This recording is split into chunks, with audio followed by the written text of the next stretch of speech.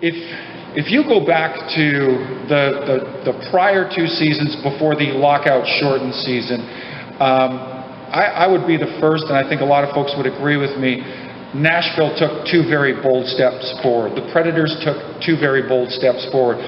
In both those years, we graduated into the second round, won a playoff series, and graduated into the second round.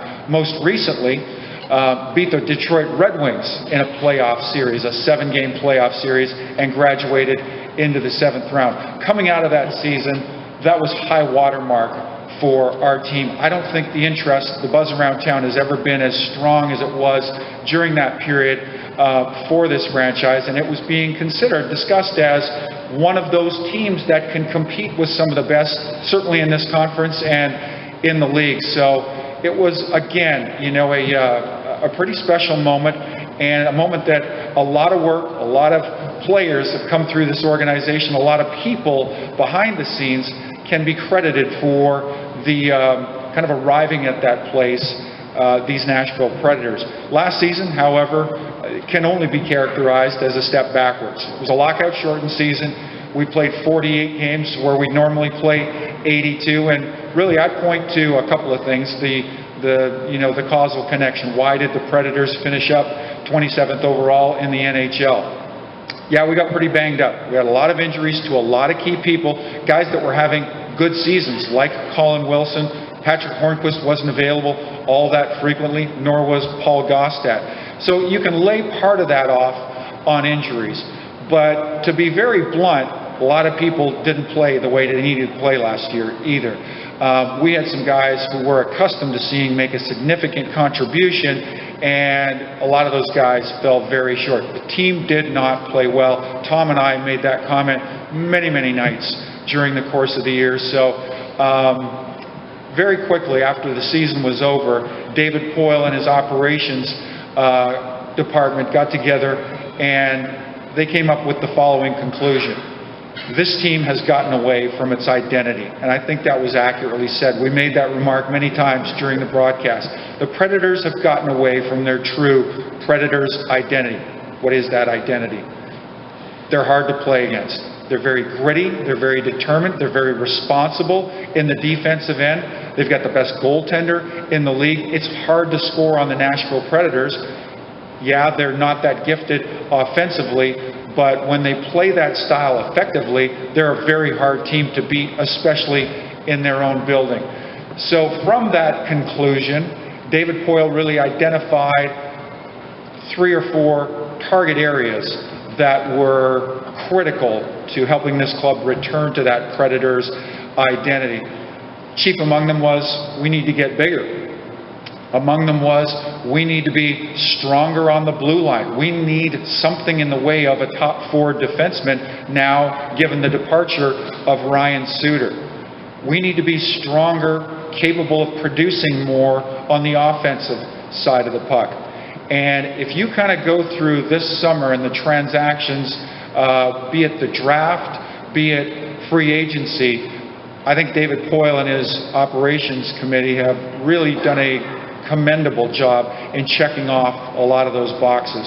The draft, for me, I'm sure George would attest to this as well, was kind of an exciting moment in professional hockey here in Middle Tennessee.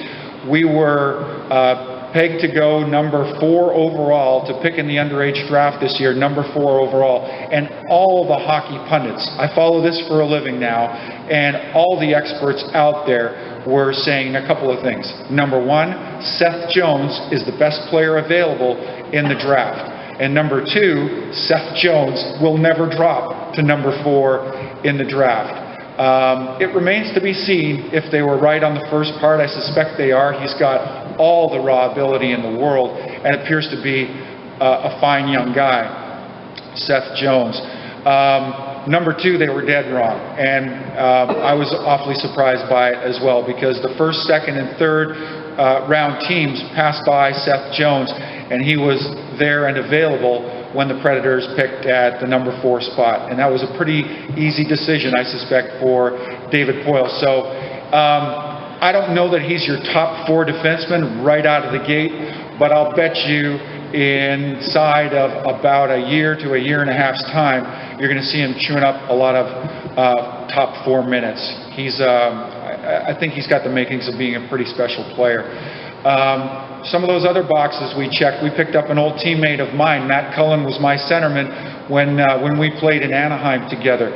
He's in his mid-30s, a great skater, a great guy to have around the locker room, and a very strong player up the middle. He plays a strong center position, and he's a guy that I know that'll help us a lot. Sorry?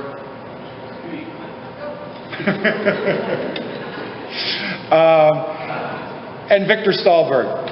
Let me kind of finish off on Victor Stahlberg, because I think he's one of these other key pieces in all of this. This is a guy we signed out of the Chicago Blackhawks organization.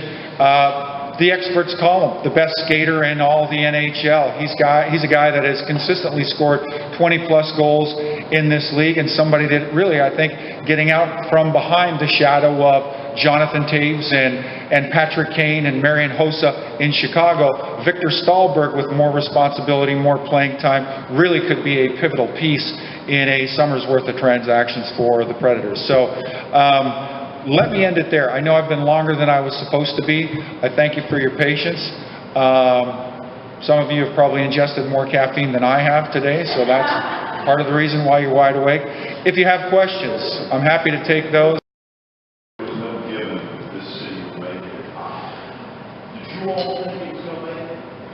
Yeah, it's a good question. I don't think I ever really doubted it. I don't think I did. We knew there was a strong core of fans. And George, the thing that impressed me most about this organization, and it's part of the answer to that question, this team, not so much the players behind, the players on the ice, but this team, this staff, they did things in a different way than any other team I'd ever been a part of. They really worked hard at penetrating this community. You really lay it off on 2 pieces. The club has been very competitive, but the people behind the scenes work hard at, ensuring that this club is relevant in this market. Should we re-sign Jordan, and do you agree with me that we'll make the playoffs this year? Yes, we'll make the playoffs this year. Should we re-sign Jordan? He's in Detroit now. We lost him last year. He went up to Detroit. He's got 2 more years on his deal, I think. I think he signed a 3-year deal with Detroit, and he only played the first year of it last year. I think he's got 2 more years on it.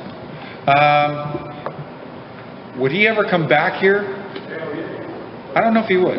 I don't know if he would. Jordan Tutu's he's a very effective player. I know he's long been, a fan favorite here in the market, and I'm a big fan of Jordy too.